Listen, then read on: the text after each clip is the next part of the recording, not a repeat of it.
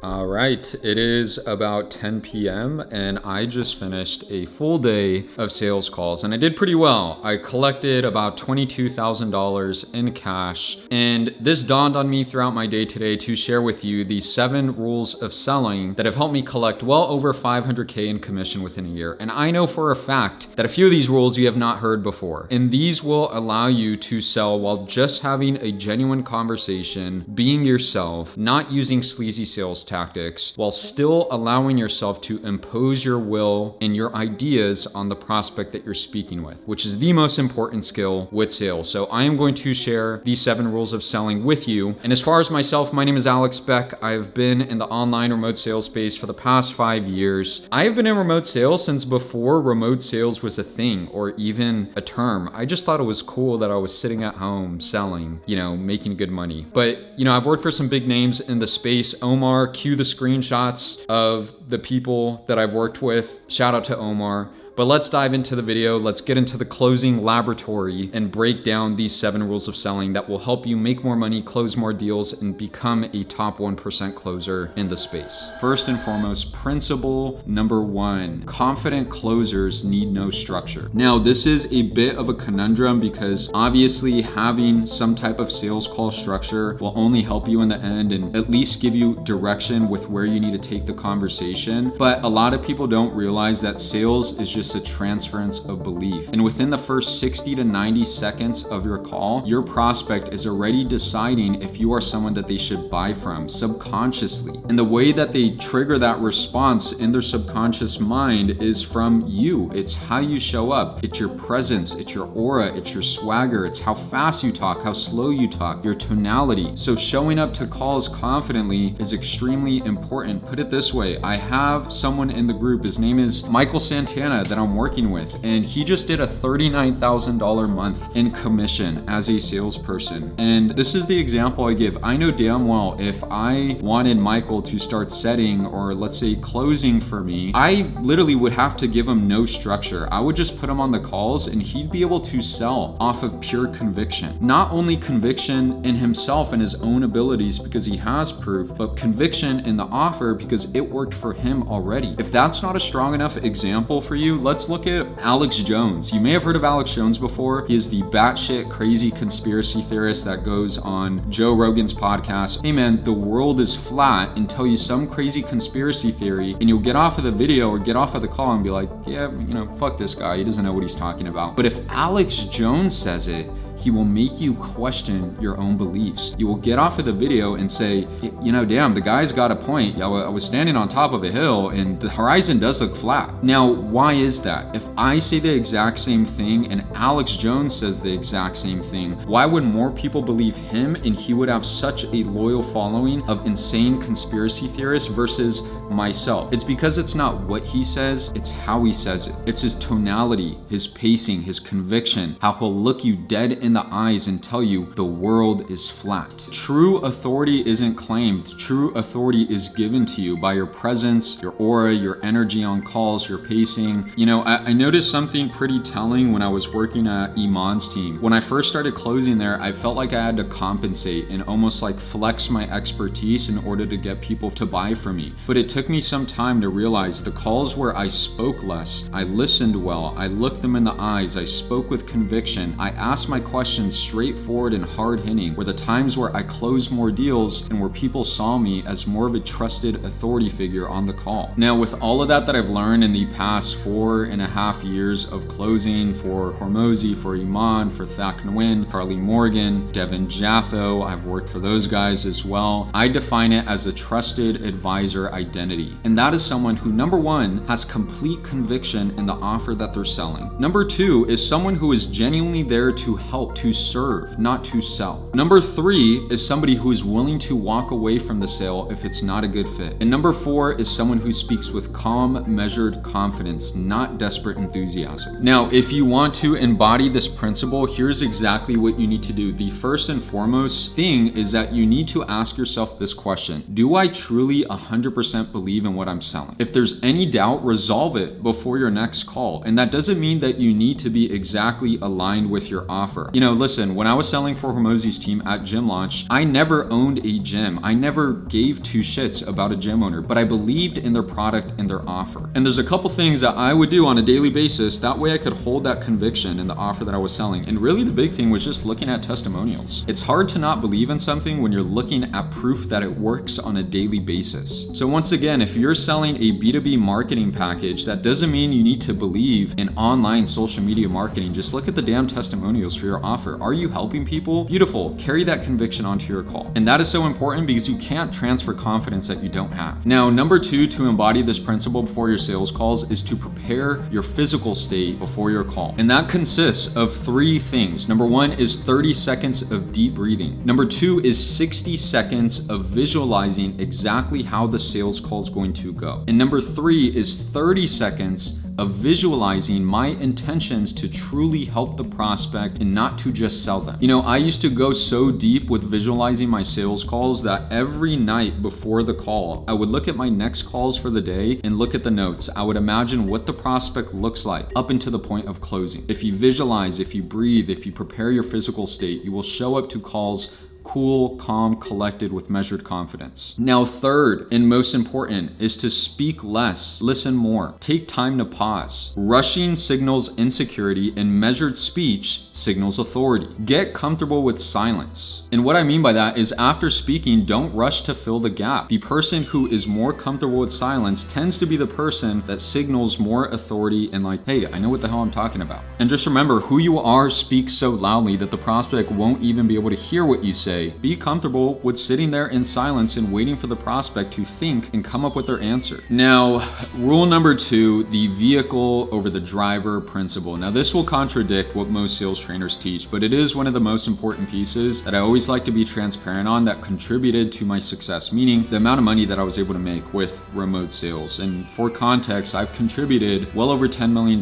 in sales in the past 4.5 years with being in the space. And what I mean by this principle is that a mediocre salesperson at a 10 out of 10 offer will make more money than a 10-year sales veteran at some random marketing agency. If you search on Google average salesperson salary, I could guarantee it's somewhere from $60,000 to $70,000 per year, maybe less. So why is that? How come you hear certain people are making 30, 40, 50, 60, but when we look on Google, the average salesperson is only making $60,000 or $70,000 per year? And that is because it's not about your sales skills. A lot of times it's about the offer that you're on. One thing I always point out is you doing $10,000 per month as a sales rep. And for context, I have someone that I'm working with. His name is Jay. I talked about him in the last video. When he first got into sales, he was working for this Amazon FBA offer and he was doing okay. He was doing like $7,000 a month and he kept getting certain types of prospects that weren't that serious with buying. The closes were really hard. And he used to question himself to me every single day on our calls saying, man,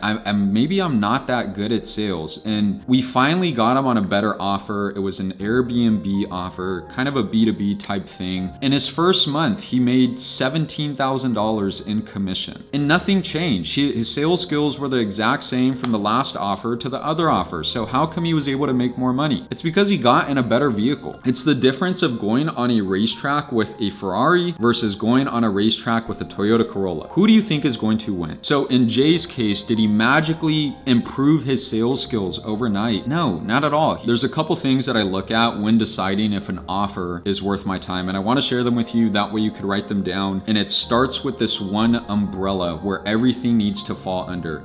And what that is do I believe in the offer owner, or the company? Let's say if it's B2B, meaning there's no front face marketing, there's no like iman, gadzhi that's running the show, posting content, running ads, versus B2C, you may have some type of front face marketer. So under the umbrella, it's, hey, do I believe in the company as a whole, as a marketing team, not as an entrepreneurship team, as a marketing team. As a salesperson, you make the most money possible with strong marketing behind you. When I decided to leave Alex Hormozi's team to Iman's team, Hormozi was already huge in the space, and Iman had about 50,000 subscribers on YouTube, which sounds like a lot, but it's nowhere near where he's at now. But what made me comfortable with taking the leap is that I truly believed in Iman as a marketing face. I took that bet, and then within 6 months, he went from like 50K subscribers to millions. It was absolutely insane. And because of that, because his marketing was so strong, I made good money as a salesperson. Now, after you look at your offer and you decide, okay, I trust in this team as a marketing team, the next thing I'm gonna look at is what is the top sales rep and what is the bottom sales rep making. And that is because I know if the bottom sales rep is earning 10K a month and the top sales rep is earning 25 or 30, I know I'm not the worst. I'll land in the middle comfortably, and within a couple months, I'll be the top rep on the team. Now, with that, there's other little things that you could look at too, but I think for your self-wellness, and I know for me, I'm about my money, right? I'm about my bread, I'm about my cheddar. Those are the big things that I look at when looking at a team. Can I jump in and make 25, 30K a month? As long as I can, I could deal with a sales manager that's an asshole. I could deal with a team with some iffy company culture, because if you're making that amount of money, you do it for 4, 5, 6 months straight, you put yourself in a life-changing position where you can make some bigger moves for yourself. And with that, shameless plug here, I literally have a sales community that I've helped Jay on, that I help Michael Santana land their roles, where I literally hand you 10 out of 10 offers and help you apply, help you land the role, and make sure you succeed. But let's jump into principle number 3. The challenger wins the sale. Now, if you have not read the book, The Challenger Sale, I highly recommend it. It should be for free on YouTube as an audiobook at least, but what it goes over is that in order to close deals at a high level, you need to get comfortable with challenging your prospect. And if there's one line that I want you to take away out of this core fundamental value, it's that take the direction in a way that is uncomfortable for your prospect rather than the direction of comfort. Meaning, challenge them, question them, make them question their beliefs in the past decisions that they've made.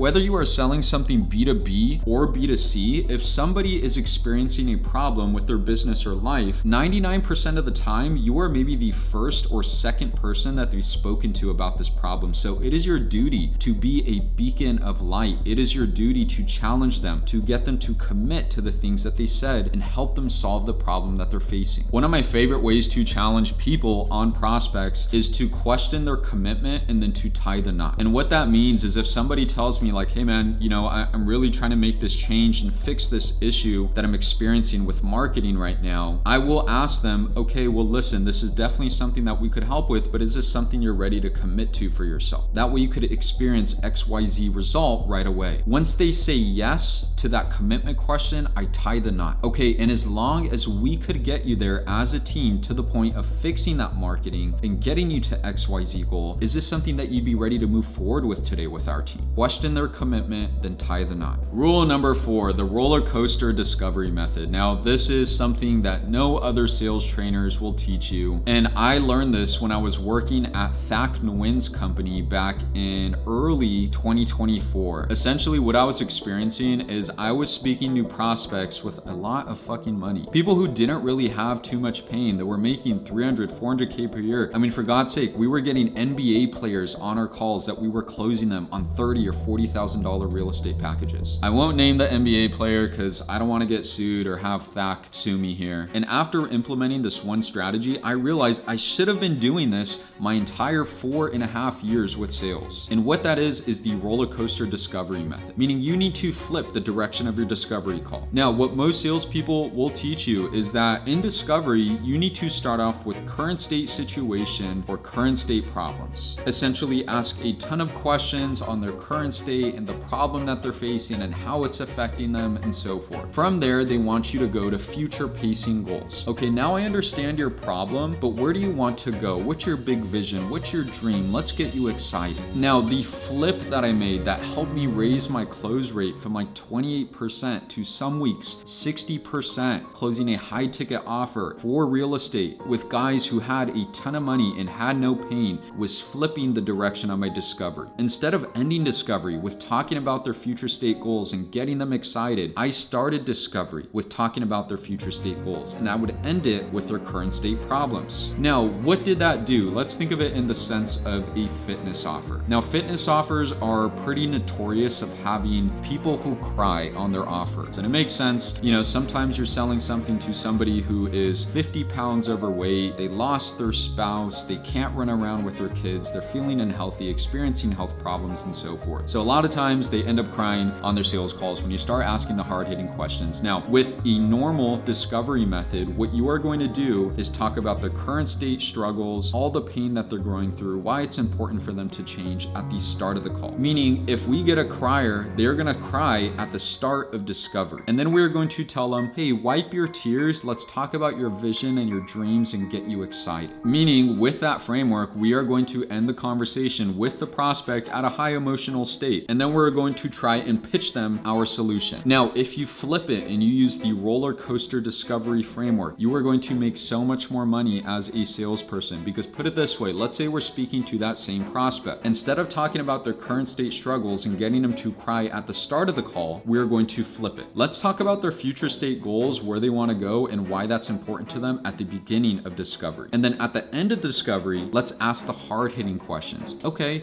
so you want to lose 150 pounds and get down to your weight from college? If you don't mind me asking, how much are you weighing now? Wow, okay, you're 80 pounds overweight. How long have you been trying to lose 80 pounds? Okay, you've been trying to lose it for 2 years. What the hell has been stopping you? Now, if you don't notice what I'm doing, I'm talking about their current state problems at the end of the call. Meaning, if we have a crier on the offer, they're gonna cry at the end of discovery. And then I will tell them, wipe your tears. I know you're going through a tough time. Let me pitch you and tell you how we're gonna bring you up to that high emotional state. This will be a game changer for your sales calls. Whether you're selling B2B, whether you're selling B2C, whether you're selling tech, flip your discovery. Start with where the prospect wants to go and ask questions about that, and then finish a conversation with their current state struggles. And this isn't manipulation. It's about understanding the natural flow of emotions that help people make decisions. If you didn't know this, people buy emotionally, they make decisions emotionally, and they compensate logically. And so you want to tailor the way you speak, tailor your questions, and tailor your pitch to tap into those emotions. The roller coaster method is so effective that I could create an entire 30-40 minute long video on this alone. So if that's something that you want to see, type it in the comments, type roller coaster discovery or something, and I will create that video for you. That way, you have a full A through Z understanding on how to implement that framework. Now, rule number 5, the closing question principle, or how I like to call it, squashing bugs and killing zombies. Implementing closing questions to my sales calls has been an absolute game changer. And I learned that from my sales mentor, Sean Boccaccini, who was Jim Launch's top cash collected sales rep ever and their sales director, and helped scale Alex Hormozi and Layla Hormozi, multiple companies that they exited for hundreds of millions of dollars. And he was very, very big on answering closing questions. Fun fact, Sean Boccaccini is a coach within Learn Sales Group. So if that's something you're interested in, pop me a DM or something along those terms. But what closing questions is asking questions that prevent objections from happening in the first place. And what I mean by that is an average closer will ask a prospect, hey, what is it that you need help with in order to get to XYZ goal? And they will leave it at that. An advanced closer who understands how to squash bugs and kill zombies will say, okay, beautiful. As long as we could give you the help that you're looking for based off what you just told me, is this something that you'd be ready to move forward with today? It's an untold truth in sales that if you want to prevent I need to think about it, just tell the prospect you don't want to hear I need to think about it. If you want to close the deal today, let the prospect know, hey, we could definitely help you get to XYZ. As long as we can, would you be able to move forward today? Well, yeah, I don't know. It kind of depends on the price. Okay, I mean, pricing aside, based off the solution that we have, if this is something that we could help you with, would this be something that you want to move forward with? Ask more closing questions. Here's a few examples of closing questions that I use on sales calls. Really, the first one that I always ask is, hey, what is it that you need help with to get to XYZ goal? Then they say, yeah, well, I need help with A, I need help with B, I need help with C. And I'll follow up with, beautiful. We could definitely give all those things for you as long as we can. Is this something that you'd be ready to move forward with? I'm always looking for a hard yes. Once they say yes, I go into commitment. Okay, beautiful. Well, just so you know, like anything or hiring a personal trainer, we could create a workout plan. We could tell you what to do at the gym, but we can't force you to do it. Is this something that you'd be ready to commit to today for yourself? That way you could experience XYZ result. Again, I am looking for a hard yes. Then from there, I am going to ask about their partner. Beautiful. Well, I'm glad you're committed. I'm glad this is something that you see value in. By the way, does anyone else need to be here in order? I always like to respect couples and business partners. Does anyone else need to be here in order for you to make the decision? Yes or no? Of course, we're looking for a no. And then I'll go into timing. Let's prevent I don't have time to implement a solution. Hey, how much time do you have to implement XYZ that we're speaking on? Well, I have about 10 hours a week. Okay, beautiful. Well, I'd only ask for 6. So it sounds like 6 hours is doable. Is that correct? Yes, that's correct. Now, this isn't 100% foolproof, but 90% of the time, this is going to prevent objections from happening in the close. When I say good closers don't get objections, they just get questions, this is what I mean. Good closers ask closing questions. And I'll even go as far as saying the yes, no, or maybe frame, basically telling a prospect, hey, I don't want to hear, I need to think about it. And the way that I do that is directly before I pitch. So I'll ask a prospect, hey, we could definitely help. Do you mind if I explain how we're going to do that with XYZ company and product? They say yes. Then I'll dive into the yes, no, or maybe frame directly before I pitch. Awesome. Well, just to be sure, I know at the end of the call, Mr. Prospect, there's really 3 things you could say, either Alex, hell yes, or no, which I want you to know I'm 100% okay with a no. I just want to avoid the,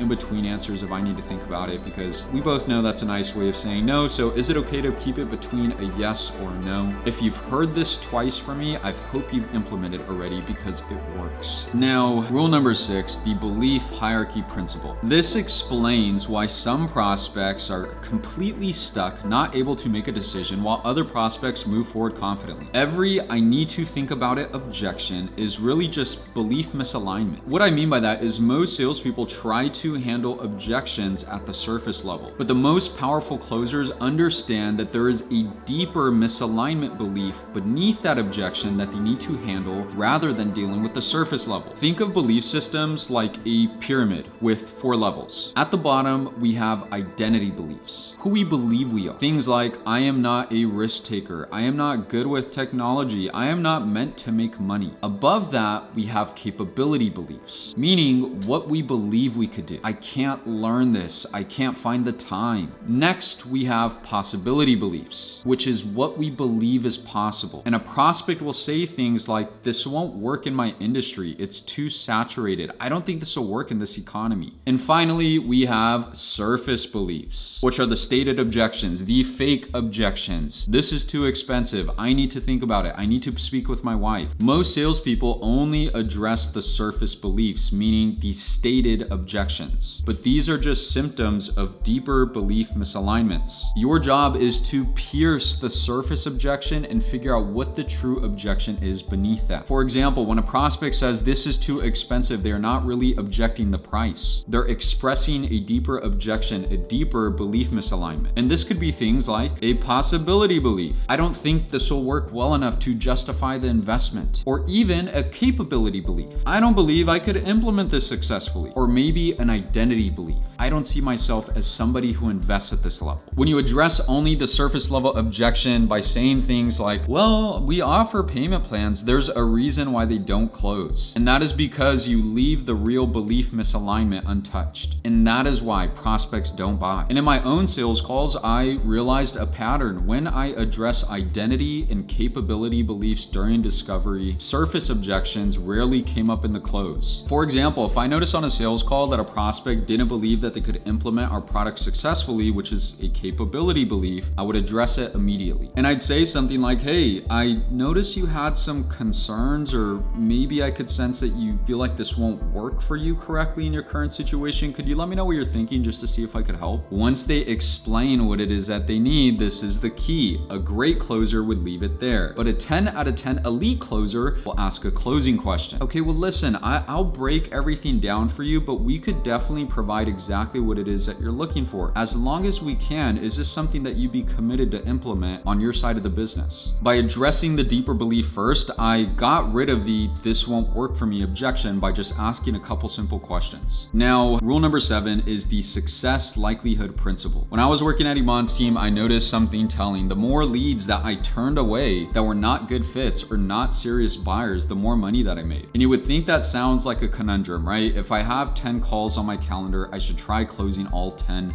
no matter what. But it's not true. It is okay to protect your time as a salesperson. Your job as a closer is to identify the type of buyer that you're speaking with immediately as they jump in the call. Now, there's 3 types of buyers. There is tire kickers, meaning people who are not serious about buying. They're essentially there to waste your time. And that's typically 10 to 20% of the leads that you speak with. Now, buyer number 2 is a buyer in power. A buyer in power is somebody who is serious about buying, but they're not really there yet. They're not completely sold. sold, they have a problem they want to get solved, but it's going to take you having a full sales call and a full conversation in order to close the deal. And buyer number 3 is a buyer in heat. That is somebody that you want to get out of the way. They're ready to buy, close the deal as soon as possible. Now, a key thing to mention is that you could turn a buyer in heat into a buyer with power. And you could also turn a buyer with power into a buyer in heat. But one thing you can't do is turn a tire kicker into either of the 2 types of buyers. So if somebody gets onto your call and you could tell that they're not a good fit, you could tell that they're wasting your time, that they don't have a problem that needs solving, get them off of your call as soon as possible. The reason why this helped me on Iman's team is because I was able to save my energy. You know, sales is a lot like playing chess in your head all day. If you take 10 calls back to back, you're essentially playing a game of chess with every single call. Every single tactical question that you ask, every single objection handle, every single pitch expends brain energy out of yourself as a closer. I used to wonder at the end of my long sales days how many calories I burned because I used to be so brain dead and tired. Now, when prospects sense that you're genuinely trying to find out if they're a good fit and you are there to qualify them, it puts them at ease. It makes them feel like you truly care about their success and whether they're a good fit to work with your company or not. And so the way that I always identify the type of buyers that I'm speaking with starts with the very first question that I ask them on every single sales call, which is, hey, what made it worth your time to book a call with me today? What I'm looking for is I need help with XYZ. If I have a prospect tells me, yeah, I don't know, I just saw your website and it looked pretty cool, so I decided to jump on, I'm just gonna follow up with, awesome, I'm glad you like the website, but I doubt you're booking 45-minute calls with random strangers every single day, so let me know, what is it that you're looking for help with when it comes to XYZ thing? With that question, 2 things will happen. Either A, they will tell you exactly what they're looking for help with, or B, they will prove themselves to be a tire kicker, saying things like, well, I don't really need help with anything, I'm just checking things out. And you'll follow up with, well, listen, I'm not here to waste my time or your time either, so are you currently in XYZ niche, or what does that look like for yourself? Yeah, 100%, I actually run a business. Okay, so are you looking for help with marketing for your business, yes or no? Well, no, actually, I'm not really looking for marketing. I just saw this and I thought it'd look cool to jump on a call. With somebody like that, I'm gonna say, listen, I'm not here to waste my time. Have a good day. I'll send you my website. You know, check out the information on the page. And if it's something you need help with, send me a text message. Now, this is powerful because if you have the frame on the call that you are there to qualify them to see if they're a good fit to be working with you, as much as they are there to qualify you to see if you're a good fit for them, it triggers something in the prospect's mind that you are somebody that they should trust and somebody who has their best interests. You should. I understand that it's difficult sometimes to detach yourself from the outcome of sales calls, especially because as salespeople, hey, we make money by people closing and that's how we get paid. And it's okay if you want to close every single deal, but what you don't want to do is waste your time with people who you know won't succeed within the program that you're selling. But all of this stems back to, number one, you always want to bring people inside of the product that you're selling that you know will succeed. But number two, if you frame the conversation right away that you are there to qualify them, it makes what you're selling feel exclusive. It makes you feel authentic. But amongst everything, you will save your time and energy by not dealing with people that you know won't close in the first place. Now, I want you to honestly assess yourself on each of these principles. So toss a comment below on which principles you feel like you do really well with and which ones you feel like you need more work with. This will also help me as well because then I'll be able to create more videos and content based off what you need help with sales. But above everything, I hope this helped. And as always, once you learn to sell, you will never starve.